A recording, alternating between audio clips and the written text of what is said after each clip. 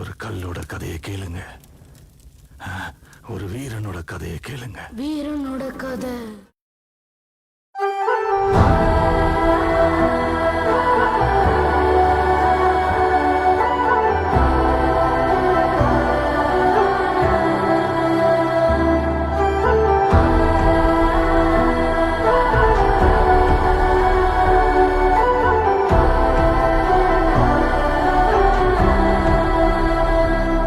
கூன் விழுந்தவன் துரோகம் இழுத்து விட்டான்.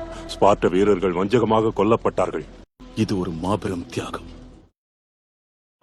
ஆயிரம் படைகளும் முரசுதான் முழங்கியே வரட்டுமே, ஒருவனாய் வெல்லடா உனக்கு நீ ஆயுதம் உலகிலே.